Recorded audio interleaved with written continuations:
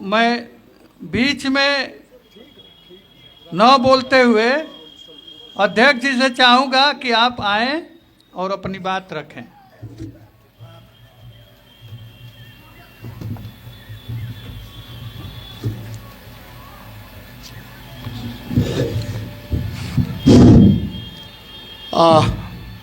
मंचस्थ रामजी यादव जी, नगीना कुशवाहा जी, मौर्य साहब, प्रसेन जी, सूत्रधार रामशंकर जी और उपस्थित सुधीजन, प्यारे बच्चों, जो टॉपिक थी, अब चूंकि मैं अध्यक्षीय भूमिका में हूं तो मुझे नहीं लगता कि मुझे अलग से कोई भाषण देना है आपको। जो टॉपिक थी उसके साथ वक्ताओं ने अपने अपने ढंग से न्याय किया है। मैं तो आभारी हूं राम जी का, रमाशंकर का, और इस इलाके में मैं आता रहा हूं, बरसों से आता रहा हूं, कि आप लोगों से मुखातिब होने का अवसर मिला और कुछ कहने सुनने का अवसर मिला। बहुत साधारण भाषा में मैं बात करना चाहूँगा जिससे चीज़ें थोड़ी सी और स्पष्ट हो सकें। साधारण बात यह है कि ये प्रकृति है, धार्मिक लोग कहेंगे कि ब्रह्म का ये विस्तार है, वही प्रभु जो है सब दे रखे हैं। थोड़ी जो वैज्ञानिक सोच के होंगे वो कहें भाई ठीक है, प्रकृति है, फिर उस प्रकृति में हम हैं, हमारा प्रकृति के साथ एक सामंजस्य है। और मानव सभ्यता लाखों वर्ष की हो गई है। कभी एक दौर था कि हम नंगा घुमा करते थे, यायावर खाना बदोश की हमारी जिंदगी थी। खाने पीने का हिसाब किताब, फल कहीं गिरा है खा लिए, इवन मजबूत आदमी कमजोर आदमी को मार दिया। ये भी दौर रहा है हमारा। पशुपालन युग, आखेट युग, उसके पीछे जाएंगे तो आदिम युग भी कहा जाता है, कृषि युग, सामंत युग, पूंजीवादी युग, इसके बाद समाजवादी। ये सब चरण हैं मानव सभ्यता के इतिहास के। तो मेरी तो समझ ये है कि यदि प्रकृति इतनी उदार है, सबके प्रति इसका बराबर भाव है, तो भगत सिंह जिनको निमित्त बना करके आज हम बात कर रहे हैं, और जो काकोरी कांड, राम जी ने थोड़ा मेरा काम आसान कर दिया, अन्य लोगों ने भी अपने ढंग से किया। अब आज़ादी तक आने में तो मैं थोड़ा वक्त लूँगा। थोड़ी सी मानव सभ्यता के इतिहास पर मैं हल्का सा चर्चा करना चाहूँगा। आज का सच ये है, अब छोड़ देता हूँ सब पीछे की बातों को, कि उत्पत्ति के साधन पर कुछ लोगों का आधिपत्य है और कुछ लोग अपना श्रम बेच करके अपनी आजीविका चला रहे हैं। दूसरी भाषा में कहूं तो कुछ लोग खाते खाते मर रहे हैं और कुछ लोग खाए भी ना मर रहे हैं। ये तो हकीकत, इस हकीकत को हम नकार नहीं सकते हैं। तो भगत सिंह जैसा व्यक्तित्व, जब आपने, राम जी ने कई धाराएं बताया, जब आज़ादी की लड़ाई हम लोग की चली तो अंग्रेज आते हैं और उसका पीछे भी, अब राष्ट्रवाद पर बड़ी बातें करने पर हम देख रहे हैं कि थोड़ा मैं घबरा रहा हूं कि मैं कम समय में चाहता हूं कि चीज़ें समाप्त कर सकूं, कम समय में चाहता हूं। औद्योगिक क्रांति के पहले, औद्योगिक क्रांति इंग्लैंड में हुआ, उसका पीरियड माना जाता है 1750 से 1850। 100 साल में इतना तीव्र गति से वहाँ विकास हुआ कि उस विकास को औद्योगिक क्रांति कहा गया।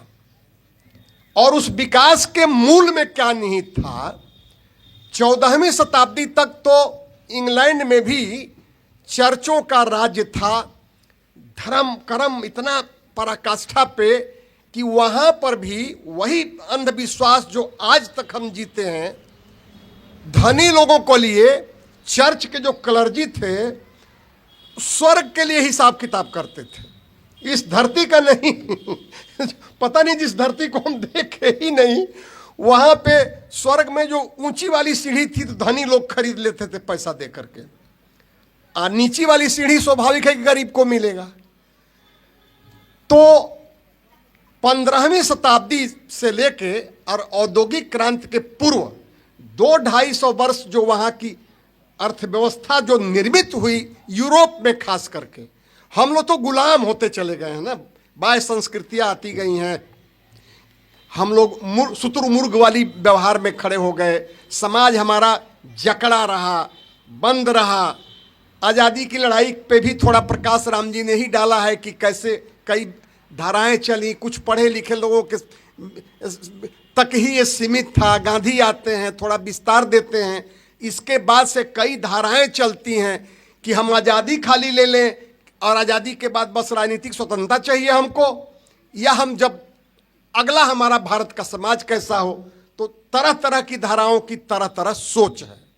कम से कम एक बात जरूर मैं कह सकता हूं कि वह धारा जो आज हिंदुस्तान में डोमिनेंटली प्रिवेल कर रही है, ये धारा की आवाज थी वो नहीं उस समय। ये धारा बहुत दबे कुचले अवस्था में रहती थी, कोई आवाज नहीं थी। वो गांधी के विराट व्यक्तित्व और खुद भगत सिंह का भी शहीद आजम कहा जाता है। सामान्य जनता खाली इतने जानती है कि भगत सिंह ने कुर्बानी दे दी, देश की आज़ादी के लिए जान दे दिए, उनके साथ सुखदेव, राजगुरु और लंबी चंद्रशेखर आजाद बाद में, और एक लंबी फेहरिस्त है। ऐसा कुछ नहीं था। अब चलिए उस पर हम आते हैं। कहने का मतलब है कि तब वहां पर क्या हुआ कि एक नारा देने लगे सब, वहां पर रिनेसा हुआ, यूनानी कल्चर से वो रिवाइव करके वहां लोगों को बताया जाने लगा कि यार पारलौकिक दुनिया कौन देखा है, इस लौकिक दुनिया को हम स्वर्ग बना सकते हैं, हम सुख से रह सकते हैं, हम प्रकृति के साथ प्रकृति के संसाधनों को अपने ढंग से हम निर्माण करके हम बेहतर जिंदगी इस धरती पे बना सकते हैं। तो वहां पर फिर चर्च, और धीरे धीरे जब चूंकि एक नारा दिया गया उस जमाने में, the more gold, the more wealth, the more power. पूरा यूरोप में बड़ा जबरदस्त नारा है ये कि जिसके पास ज्यादा सोना, उसके पास ज्यादा धन, और तो उसके पास ज्यादा शक्ति। उसी क्रम में 1600 ईस्वी में ईस्ट इंडिया कंपनी लगभग आ गई है ना, वो बड़ीवादी एज कहा जाता है। उन सबों के मन में एक ही धारणा थी कि विदेश में ज्यादा सामान बेचिए और कम उनसे लीजिए, तो ज्यादा बेचेंगे तो हमको ज्यादा सोना मिलेगा, और ज्यादा सोना मिलेगा तो हम ज्यादा धन होगा, और ज्यादा धन होगा तो हम ज्यादा ताकतवर होंगे। उसी समय उसी उन 250 वर्षों में चूंकि एक देश से दूसरे देश से व्यापार में संवाद करना पड़ता है, तो वहां भी छोटे छोटे रियासत थे, स्टेट थे। तो यूरोप का जो राष्ट्रवाद है, वहां का राष्ट्रवाद में एक सहूलियत है कि अधिक से अधिक कैथोलिक प्रोटेस्टेंट का एक दौर बाद में आता है। कैथोलिक बड़ा पुराना पड़ गया था, नए अर्थव्यवस्था के साथ उसका सामंजस्य नहीं बन रहा था। तो प्रोटेस्टेंट मतलब कि प्रोटेस्ट, जो पुरानी परंपरा को जो प्रतिरोध करे, वो प्रोटेस्टेंट कहलाता है। तो वहां पर बाइबिल को सरल भाषा में अनुवाद किया गया। यूनानी कल्चर से यह दृष्टि ली गई, भौतिकवादी दृष्टि, कि भैया पारलौकिकता जिसका कोई मतलब नहीं, कोई देखा नहीं, ताका नहीं, इस धरती को हम स्वर्ग बना सकते हैं। तो उसी गर्भ से उसी को रिनेसा कहते हैं। रिनेसा मतलब हिंदी तो उसकी क्या होती है नगीना, हम भूल रहे हैं भाई।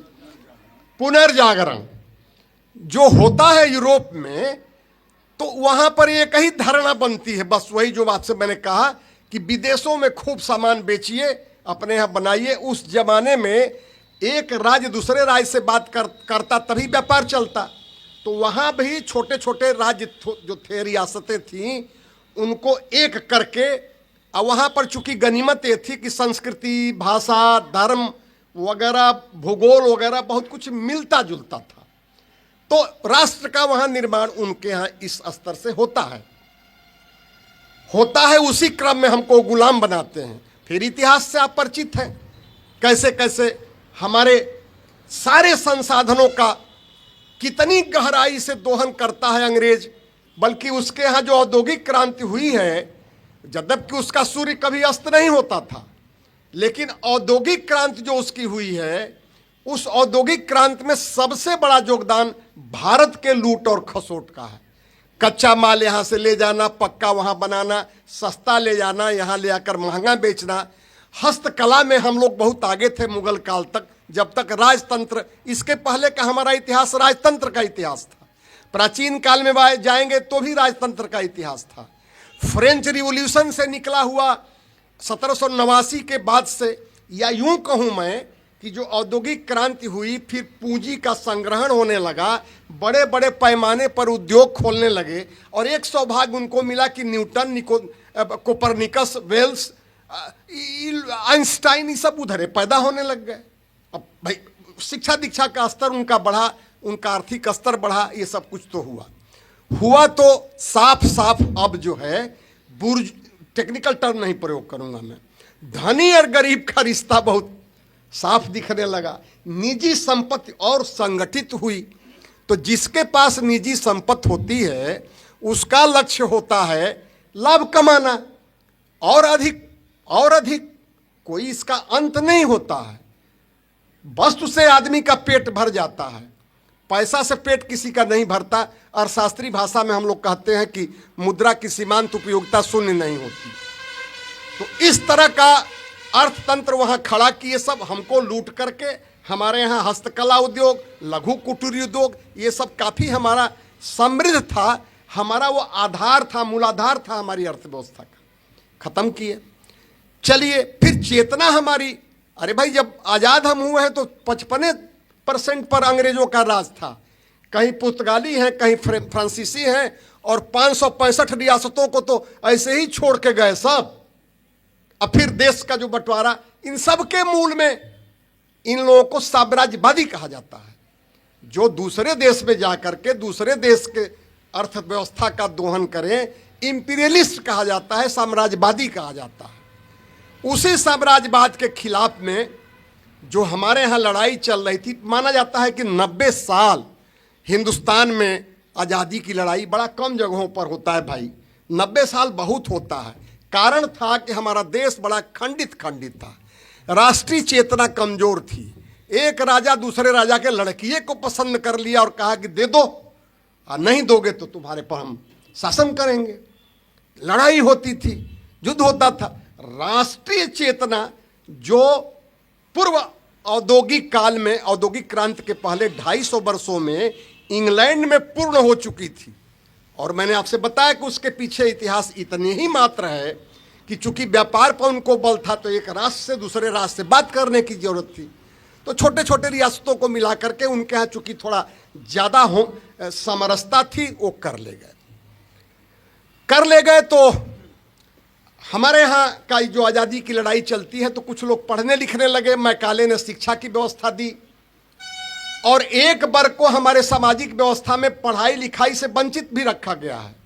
अब वंचित ही नहीं रखा गया है, बताइए ऐसी इंसानियत हमारी रही है। अब किन कारणों से हुआ है मैं नहीं जानता, कि मैंने कुत्ते कहाँ मुंह चाटते हैं और इंसान से हम नफरत करते हैं। भाई ये समझ में आने लायक बात नहीं है। और आज भी अभी समाज में ये चीज़ दिखती है, बड़ी पीड़ा होती है। इतनी ये पीड़ादायक बात है। और होता यह है कि मनुष्य के अंदर एक कमजोरी होती है, जो सुविधाएं उसको इतिहास से या समाज से मिल जाता है, उसको वो बनाए रखने की कोशिश करता है जब तक कि चुनौती नहीं आती है। तो ऐसे में मैं भगत सिंह को, अब इसमें एक योगदान मैं मानता हूं गांधी का, गोखले के उस शिष्य थे। इसके पहले नरोजी का नाम इन्होंने लिया। 1885 में 57 में गदर हो गया, अंग्रेजों का कान खुला, तो डिवाइड एंड रूल, सत्ता शासी का ये चरित्र है। यदि समाज में बंटवारा है तो वह और बांटेगा, अब बांट करके शासन करता है। वही काम अंग्रेज हमारे यहाँ करते रहे। गांधी का आगमन होता है, एक योगदान गांधी का बड़ा है। उनके विचारधारा से सहमति असहमति बनाई जा सकती है। 1915 में वो आते हैं दक्षिण अफ्रीका से, गोखले उनके व्यक्तित्व की समझ बनाते हैं। वहीं पे उनके व्यक्तित्व की निर्मित हो चुकी थी। वो वही काम करने लगे थे। वहां भी अंग्रेजों का शासन था, खुद भी व्यक्तिगत स्तर पर झेले थे। वो फर्स्ट क्लास के बैठे थे वो गाड़ी में, उनको उठा के फेंक दिया गया था। तो उनको एहसास हुआ कि यार हम भी गरीब हैं, गरीब नहीं गुलाम देश के हम नागरिक हैं। तो ये सारे मनोविज्ञान काम करते हैं मानव सभ्यता के इतिहास में, मैं नकार नहीं सकता। आज एक और पक्ष है राम जी जिसको हम लोग भूल जाते हैं। पूंजीवाद का तो अपना एक रोल है ही है, जो देखिए जिसका हस्र आज हम झेल रहे हैं। पूरी दुनिया आज नाच रही है। एक तो टेक्नोलॉजिकल डेवलपमेंट हो गया, दुनिया यूनिफाइड हो गई, और अपने हित में अमेरिका पूरे दुनिया को नचा रहा है। अब पूरी दुनिया आज परेशान है। वो तो एक अपनी जगह पर है। रेशियल सुपीरियरिटी भी जैसे हिंदुस्तान में देखेंगे तो हिंदू समाज में देखेंगे तो कुछ जातियों को ये बोध है कि हम तो पैदा होते ही हम हैं, हम अन्यों से ऊपर हैं। अब बताइए कौन ऐसा समाज है कि आपको बेमतलबे पैदा होते ही आपको महान मानने लगे? भाई ये तो बात हमारे समझ में तो नहीं आती है, ये नहीं आने लायक है। ये सब भगत सिंह भी देख रहे थे भाई। चलिए लड़ाई वड़ाई चल रही थी, गांधी जी का तो अपना एक रास्ता था, उसके साथ कुछ लोग उधर जुड़े थे, कुछ अन्य तरीके, कुछ समाजवादी लोग थे। कांग्रेस भी एक बहुत बड़ा प्लेटफार्म था। शुरुआती दौर में ये लोग भी गांधी से जुड़े हैं। वो तो असहयोग आंदोलन, अरे है ना 21 वाला, वहां तक के लोग गांधी के साथ थे। तब तक वो चौरा चौरी कांड हो गया था कि वही हो गया, तो गांधी जी उसको वापस ले लिए। गांधी जी के सोचने के अपने तरीके थे, वो अलग से बातचीत करने का विषय है। मैं घबरा गया हूं कि मैं क्या क्या आपको परोस दूं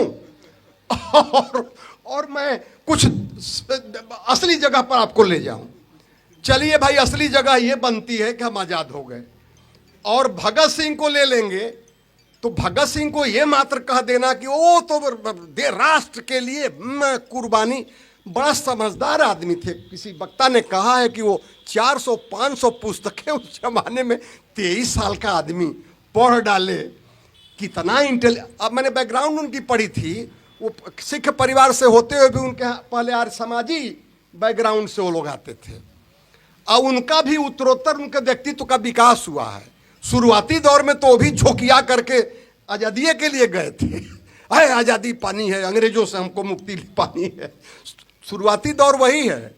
फिर उनको पुस्तकें हाथ लगी और उस जमाने में वो रूस में क्रांति हो गई थी, जिसको बोल्शेविक क्रांति कहते हैं, या लेनिन साहब के नेतृत्व में हुआ।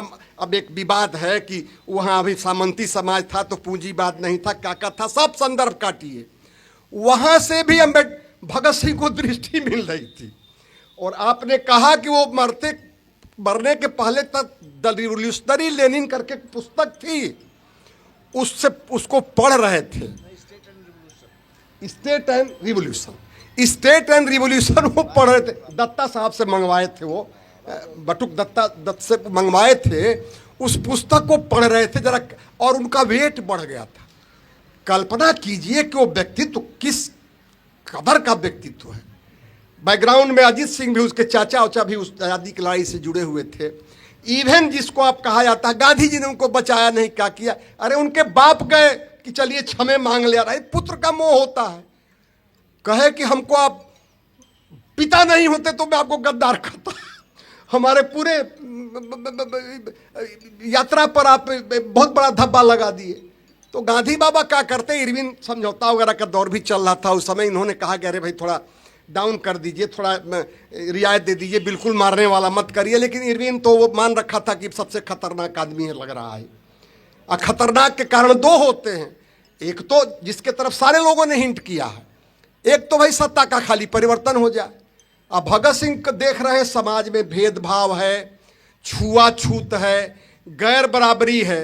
उनके पूरे विचार को ठीक से पढ़ना हो। डायरी भी उनकी है, जेल डायरी, वो तो पढ़ ही लीजिए। मैं नास्तिक क्यों हूं, वह बच्चे पर्याप्त है उनको उनके माइंडसेट को समझने के लिए पर्याप्त है।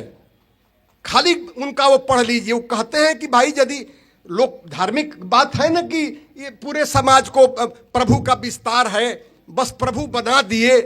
तो वो कहे कि भाई प्रभु बना दिए तो कोई लंगड़ा है, कोई लूला है, कोई अंधा है, कोई खाने बिना मर रहा है, एक दूसरे का शोषण चल रहा है। तो यदि वो नाटककार है तो मैं कहूंगा कि उसका दिमाग बड़ा विकृत है। अरे नाटककार को सुंदर नाटक कोटक बनाना चाहिए जिससे सुंदर समाज दिखे, सुंदर नाटक हो, सुंदर समाज दिखे, सौंदर्य बोध उसके पास हो। यानी कि उसके पास जो निर्माता इस प्रकृति का है उसके पास सौंदर्य बोध नहीं है, दिमाग उसका विकृत है। इसमें क्या बात निहित है? निहित यह है कि भगत सिंह यह संदेशित करना चाह रहे हैं कि भैया सब कुछ मैन मेड है। मानव सभ्यता के इतिहास में हम बढ़ते चले गए हैं, किसी के पास धन ज्यादा, किसी के पास कम। अस्वाभाविक बात है, इसमें हम स्वीकार कर रहे हैं, हमें एतराज नहीं है कि जो पूंजी लगाता है उसको लाभ चाहता है और जो श्रम बेचता है उसको अधिक मजदूरी होगी। तो एक सीमा तक तो स्वाभाविक है कि कॉन्फ्लिक्ट ऑफ इंटरेस्ट है, माने हित में विरोध है। अब बड़ा लंबा कहानी, इकोनॉमिक्स की बातें, एडम स्मिथ इनका उनका बड़ा चर्चा लंबी, मतलब नहीं, मोटा मोटी बात मैं करना चाहता हूं कि यह सिर्फ, अन्य लोग तो क्रांतिकारी ही थे। चंद्रशेखर आजाद को ऑर्गेनाइजेशन वगैरह करने में बड़ी महारत हासिल थी, गुरिल्ला वार छिप करके रहने में। भगत सिंह उन सारे क्रांतिकारियों में बहुत इंसाइटफुल थे, बड़ा पढ़ाकू थे। वह तर्क और तथ्य में यकीन करते थे, रैशनलिस्ट थे, और उनके सामने इतिहास का एक प्रमाण सामने था। एक तरफ अमेरिका था, दूसरे तरफ रूस, हंगरी, चेकोस्लोवाकिया, रोमानिया, उत्तरी कोरिया, उधर कुबा तो बाद में आया है। ये सब पूर्वी यूरोप के रूस के उसमें सब मुल्क जो है धीरे धीरे उस अवस्था में आ गए थे। अब सवाल ये है कि जहां मैं जाना चाहता हूं कि भाई ये तो यथार्थ है कि समाज हमारा विखंडित है, वर्गों में बटा हुआ है। अब भारतीय समाज वर्ग ही नहीं है, जाति, वो सामाजिक भेदभाव के भी विरोधी थे, अब घोर विरोधी हैं। और मैं मान के चलता हूं मोटा मोटी कि सारी फोर्सेज जो उस समय काम कर रही थी आज़ादी की लड़ाई का, एक तरफ भगत सिंह की भी अपनी एक लाइन थी, अन्य लोगों की कुछ समाजवादी लोग, कुछ अन्य लोग, उसके भीतर से निकल करके छन छुन करके जो आया वह आया हमारे यहाँ लोकतांत्रिक समाजवाद। संविधान में भी हम समानता, एक रिवोल्यूशन साइलेंट है। जब भारतीय समाज जो इतने जातियों में बंटने वाला, भेदभाव वाला था, एक लाइन में उसमें लिखा गया है कि भाई समानता, बंधुता और क्या है हो, स्वतंत्रता। तो भाई अम्बेडकर साहब का, भगत सिंह का तो मामला साफ था। वो है लोकतांत्रिक, लेकिन कैसा लोकतंत्र जिसमें सामाजिक भेदभाव हो, और कैसा राजनीतिक स्वतंत्रता जिसमें आर्थिक आजादी न हो। ये कंट्रास्ट तो है। आज के दिन में आप देखेंगे तो पूरा भारतीय समाज का यदि सही से चित्रण करेंगे आप, तो एक तो राज्य है, उसके राज्य के अपने चरित्र हैं, जिस तरह की शक्तियां खड़ी हैं, पूंजी ही बहुत दूर तक, पूंजीपति आपको देश को चला रहे हैं। बहुत दूर तक मैं आंकड़ा पढ़ा, बड़ा विचित्र स्थिति है, लोग कल्पना नहीं किए होंगे। आते आते 68% जो जनप्रतिनिधि हैं पूरे हिंदुस्तान में, चाहे विधायक हो और चाहे MP हो, 68% लोग क्रिमिनल हैं, रेपिस्ट हैं।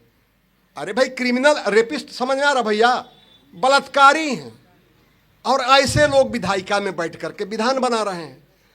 तो भाई मैं तो ये मानता हूं कि हमको भगत सिंह से यह लेना है कि भगत सिंह उस जमाने में भी बोल रहे हैं कि समाज में भेदभाव है, शोषण मुक्त समाज हम चाहते हैं, समानता का समाज चाहते हैं, श्रमिकों और क्या कहते हैं कृषकों का हक चाहते हैं, जनता का राज्य हो। तो भगत सिंह भाई देखिए, एक जगह उनका मामला साफ है। वो कहते हैं कि यदि क्रांति से भी ये चीज आती है तो कोई हर्ज नहीं है, ट्रांजिशनल फेज रहेगा, डिक्टेटरशिप किसी की हो सकती है, जनता का राज्य सामान्य भाषा में बोलूं तो ज़्यादा अच्छा है, बजाय डिक्टेटरशिप ऑफ प्रोलेटेरियत और आदि कुछ भाषाओं से बचे आदमी तो अच्छा। वो कहते हैं कि भाई यदि बराबरी आ सके समाज में, शोषण न रहे, तो क्या हर्ज है, वो भी हो सकता है। अब मैं दूसरी तरफ जा रहा हूं, वो तो हुआ नहीं, आज़ादी मिल गई और उस जमाने में कुछ मूल्यबोध सबके पास थे। कहीं अंबेडकर साहब भी सामाजिक इशू को लेकर खड़े थे, और इन लोग की स्कूलिंग इंग्लैंड से थी, सारे लोग वहीं से पढ़ लिख करके तो आए। हम कहीं पिछड़ गए, हमारा गुरुकुल पिछड़ गया, का जो जिसको हम बड़ा गौरवान्वित करते हैं वो सब चीज़ें बहुत बहुत छूट गई। इतिहास बड़ा निर्मम होता है, उन सबों की बादशाहियत हो गई। और जितने आज आधुनिकता के हमारे निकष हैं, माफ़ करिएगा, जो वर्तमान सत्ता है वो तो बकवास करती है सीधे सीधे। जो कुछ आधुनिकता के आज हमारे निकष हैं वो सब यूरोपियन है भाई, because of they are forwarding and we are lagging behind. इतिहास में वो आगे निकल गए, हम पीछे छूट गए। तो जिस तरह का संविधान हमने दिया, हम आज के दिन में यह मानते हैं कि भगत सिंह को हम माध्यम बना करके जो संविधान में कागजवा पर लिखा है, कागजवा व्यवहारवा का अंतर हमेशा रहा है। यदि मनुष्य इतना सरल होता प्राणी, सामाजिकरण के प्रक्रिया में कितने संस्कारों को इनहेरिट कर लेता है। कहीं राजनीतिक संस्था होती है, कहीं आर्थिक संस्था होती है, कहीं धार्मिक संस्था होती है, कहीं सामाजिक संस्था होती है। इन सारे संस्थाओं से उस संस्कारित व्यक्तियों के समूह को समाज कहा जाता है। हम पैदा होते ही हमारी एक अपब्रिंग, मैं कोशिश किया कि हमारा पोता ये न जाने कि उसकी जात क्या है, वो न जाने कि उसका धर्म क्या है। गया स्कूल में, कॉलम भरवाने लगे वहाँ के मैनेजमेंट, तो इसको तो पता नहीं है कि जात, अभी भी कंफ्यूज करता है। पूछ दीजिए कि धर्म क्या है तो कहता है ब्राह्मण, और जात पूछिए तो कहता है कि हिंदू। बोध नहीं उसके पास। मेरी कोशिश थी कि उसको हम रैशनल बना सकें, तो हम कहाँ से बना लेंगे। उसकी दादी धसी हुई हैं, बबुआ जाता है ना, तो पहले कुल देवता लोगों के गोड़ ला के जा। अब तब बाबा फंस गईलन, बाबा के कोनो हैसियते नहीं खे। अम्माई पढ़ल लिखल बे, MSc है, BEd है, हाँ हाँ, बिना गोड़े लग गई भगवान के। ये सारे सब क्या है, मनुष्य की कहने का मतलब कि वो विवेकशील तर्कसंगत प्राणी थे, और दुनिया में क्या हो रहा है उससे अवेयर थे भाई। कमाल है, 23 साल के आदमी से कितनी अपेक्षा पालेंगे भाई, हद है। इतना इंटेलिजेंट आदमी, तो उनसे प्रेरणा मैं आज के दिन में भाई, जैसा मैं सोच पा रहा हूं, अपनी अपनी समझ बनती है। भैया संविधानों में बड़ा कुछ लिखा गई बहो, बा लिखलों में पढ़ता, तो हम यह कहा भैया को उतने कहल जा बाबू तुम संविधान के अनुसार चला जा। संविधानों में बड़ा कुछ बा, और लोकतंत्र की प्रैक्टिस बड़ी गंदी हो चुकी है। बहुत सारी संस्थाएं जो चेक्स एंड बैलेंस के लिए बनाई गई थी, वो सब संस्थाएं देखिए, जमाना यहाँ आ गया कि सब कब्जियाती जा रहे हैं लोग, सत्ता पक्ष अपने फेवर में। और जो सत्ता में रहता है भैया, वो एक अपनी हेजिमनी बनाता है। ये तर्क होता है, ये तर्क है। और मैं आपसे ये भी एक बात कहा कि जिसको जो प्रिविलेज मिलती है, जब तक चुनौती नहीं आती है वो जल्दी छोड़ना नहीं चाहता है। तो संगठित होना है, कमजोर की आवाज बननी है। और यदि संविधान में लोकतांत्रिक समाजवाद तक का उसमें संदर्भ जोड़ा गया है, secular socialist republic we the people of India, ए भैया तो ये तक चल जाए कम से कम। अभी सब सेकुलरों चढ़ गई चंग पर। आज एक खास धर्म विशेष की एकदम सोसाइटी पर चढ़ करके नाच रहा है, दूसरे समाज को तो द्वयम दर्जा का बल्कि तृतीय दर्जा का नागरिक बनाने पर तुला हुआ। संस्थागत ढंग से उसके साथ अन्याय हो रहा है। और हिंदू समाज अभी जातियों में बटा हुआ था, बात सत्य है। सत्ता पक्ष उसको अब आनंद आने लगा है। वो जाति व्यवस्था खत्म करने में उसकी रुचि नहीं है भैया। उसकी, अरे जब जतिये से उसको लाभ मिल रहा है, MLA MP हो जा रहा है, बड़ा बड़ा नेता कहला रहा है, वो राज करता है, देश विदेश में जाके मकान बनाता है, हम खुश हैं कि हमारी जाति क्या, हमारी जाति क्या। तो फिर क्या पूछना है भाई। तो जाति विरोधी है भगत सिंह, अछूत विरोधी हैं भगत सिंह, शोषण विरोधी हैं भगत सिंह। पूंजीवाद की जितनी कमियां होती थी, जो अंग्रेजों का देख चुके थे, हिंदुस्तान का तभी देखे नहीं थे उतना, अब तो अब देखने को हमको आपको मिल रहा है। इतिहास की अपनी एक विचित्र गति है। इस गति में, इसमें कोई दो राय नहीं। प्रकृति इतनी वो उदार नहीं है कि सबका पेट भर सके। गलत बात है। जितना है धर्म में लिखा गया, भगत सिंह जैसा आदमी उसी जमाने में समझ लिया। कर कमाल है यार, ये कैसा लिखा है कि ब्रह्मा बड़े खुश उदार होते हैं सबके प्रति। कुछ व्याख्या नहीं बनी तो सब व्याख्या कर दिए। पुनर्जन्म का हिसाब किताब, पिछला जन्म में आप दरअसल पुण्य किए थे तो इस समय धनी आप हैं। अब पिछला जन्म में आप पाप किए थे तो आप गरीब हैं। अब पिछला जन्म में आप पुण्य किए थे तो आप बाभन हैं। अब पिछला जन्म में पुण्य किए थे, पाप किए थे तो आप फलाना जात के हैं। भैया हो, ये सब सवाल, बड़ी विसंगतियां हैं समाज में। इन सवालों पर चर्चा होती रहनी चाहिए। मैं यही खुश हूं। अब राम जी तक मैं पहुंचूं ना पहुंचूं मैं नहीं कह सकता। हमें खुशी इतनी ही है कि उनको निमित्त बना करके हम लोग समाज के तमाम विसंगतियों पर थोड़ा प्रकाश डाल रहे हैं। एक प्रक्रिया है अपने आप में। अब लक्ष्य कहाँ मिलेगा नहीं मिलेगा, मैं मानता हूं कि सुंदर लक्ष्य के लिए जो आप चलायमान हैं, आप प्रयासरत हैं, वो अपने आप में एक उपलब्धि होती है। अपने आप में उपलब्धि होती है। कई जगह विश्वविद्यालयों में जाने का अवसर मिलता है। पढ़े लिखे लड़के, पीएचडी उचडी वाले, समस्याएं तो गिना जाते हैं। अथर्व से पूछते हैं समाधान क्या है, तो समाधान इतना टेढ़ा है आज के दिन में, इतना टेढ़ा है। पूरी दुनिया यूनिफाइड हो गई है, टेक्नोलॉजी बहुत आगे निकल गई है। आज इंटरनेट और गूगल, जितना व्हाट्सअप आप देख रहे हैं, थोड़ी सी निगाह कर दे गड़बड़, इजराइल अमेरिका वगैरह सब 1 मिनट में धुआं धुआं हो जाए। हम पूरी तरह से उसके ऊपर डिपेंडेंट हैं। पेट्रोल और गैस के मामले में हम जहां हैं वहां देख ही रहे हैं आप कि आज हाहाकार मचा हुआ है। फिर भी कुछ संदर्भ को मैं इतने कहना चाहूंगा कि हमारा भी मन कर रहा है, हमारा मन कर रहा है। मैं दावा नहीं करता कि संविधानमा जरा ठीक से पढ़ने की जरूरत है। अभी भी बड़ा कुल लिखा गई बा में, वो लिखलके के कहा जा भैया कि जय तो या तकावा। हम मानते हैं कि सुधार परिष्कार की भी गुंजाइश होती है, ऐसा नहीं है। वोकेशनल एजुकेशन को डेवलप किया सकता है। शिक्षा, पब्लिक सेक्टर में शिक्षा नहीं डाल पाए हम, पब्लिक सेक्टर में हम हेल्थ नहीं डाल पाए हैं। स्वास्थ्य, कोई बीमार कायदे से पड़ जाए तो वो सीधे मर जाए यदि उसके पास पैसा न हो। कल्याणकारी राज्य का ही हम एक भाव बनाए थे, वहां तक नहीं पहुंचे हैं। समाजवादी समाज की तरफ एक कदम चलने की एक हमारी लोकतांत्रिक समाजवाद में बोल रहा हूं। अभी भी मेरी ये कन्विक्शन है कि फिलहाल जो जिसको जनवादी क्रांति, मार्क्सवादी भाषा में मैं कहूं तो काम चलेगा। मैं बार बार इस बात को कहता हूं कि अभी क्या करिए कि जो संविधान में है, जो समानता के जो बिंदु हैं, सबको गारंटी देने के जो बिंदु हैं, रोजगार देने के जो बिंदु हैं, अरे भाई देने को तो ये भी कह देगा कि देखिए हम तो 80 करोड़ लोगों को खिला रहे हैं, हम ये कल्याणकारी राज्य हम नहीं हैं, गारंटी दे रहे हैं। खाद्य गारंटी सबको है। और उसे पूछ दीजिए कि कब तक खिलाओगे, जरा हमको अपने पैर पर खड़ा करो।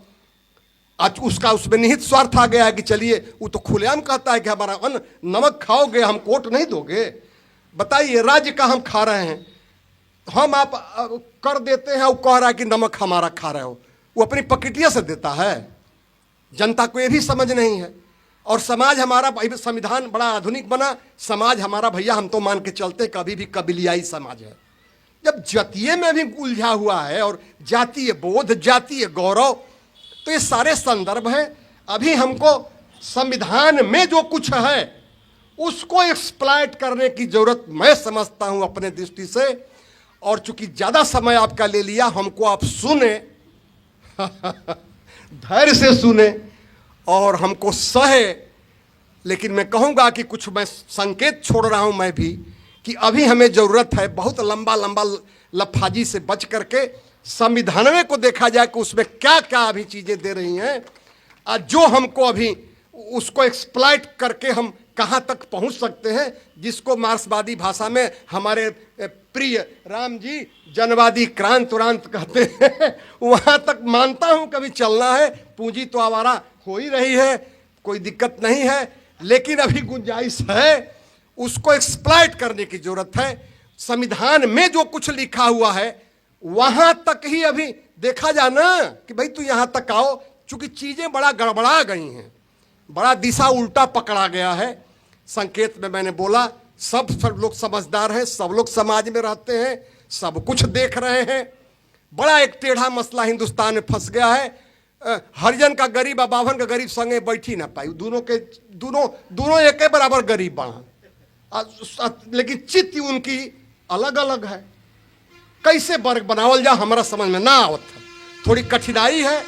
अभी संविधान में जो कुछ है एक एक पन्ने को उघेड़िए और उसको लेकर लड़ाई लड़िए, फिर आगे क्या होगा इतिहास तय करेगा। इसका अभी हिसाब किताब क्या किया जाए। भगत सिंह ने एक अलख जगाई उस जमाने में, नो डाउट कि वो अन्य क्रांतिकारियों में बहुत प्रबुद्ध आदमी थे, बहुत पढ़ंकु थे, विवेकशील थे।